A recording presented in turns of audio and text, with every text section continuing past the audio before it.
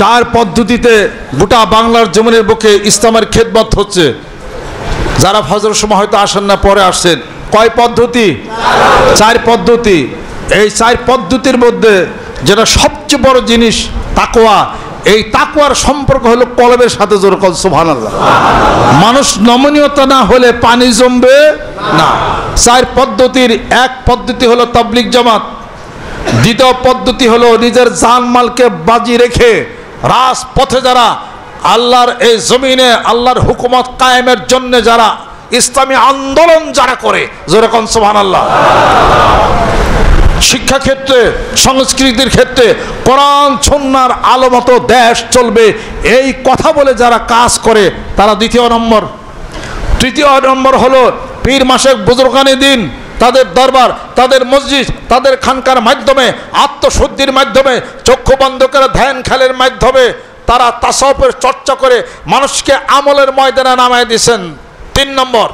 চতুর্থ নম্বর হলো এই যে মাথার উপরে বিশাল এই মাদ্রাসা, সারা বাংলার জমিনের বুকে 25,000 কওমি মাদ্রাসা, সেই সঙ্গে আলিয়া মাদ্রাসা শিক্ষা প্রতিষ্ঠান, যেখানে কোরআন, হাদিস শরীফ, বুখারী শরীফ, মুসলিম শরীফ, তিরমিজি শরীফ, ইবনে মাজাহ শরীফ, আবু দাউদ শরীফ, নাসাই শরীফ, সিয়াসতের হাদিস শরীফ, কোরআন শরীফ, তাফসির, ইফতা পড়ানো হয়, আলেম পয়দা করা হয়।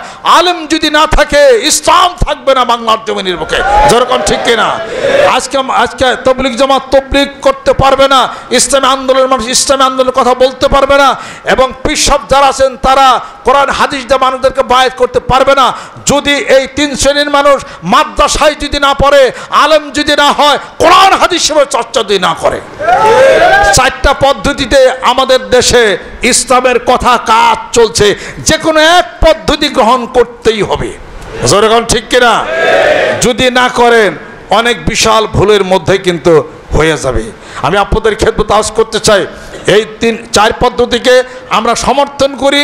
আমরা 4 পদ্ধতির কাজ করতে পারি না, তবে এক পদ্ধতির কাজ আমরা বেশি বেশি করি। গ্রামে গঞ্জে, মাঠে ময়দানে বায়াত হয়ে, মুরিদ হয়ে, আত্মার সাধনা করে, ধ্যান খেলের মাধ্যমে আল্লাহর জিকির করে উজ্জীবিত করে ভিতরে কলবের সমস্ত শয়তানকে দূর করে দেয়া, আল্লাহর জিকির করে নামাজ কালামের হিসাবপত্র মেলানো হচ্ছে।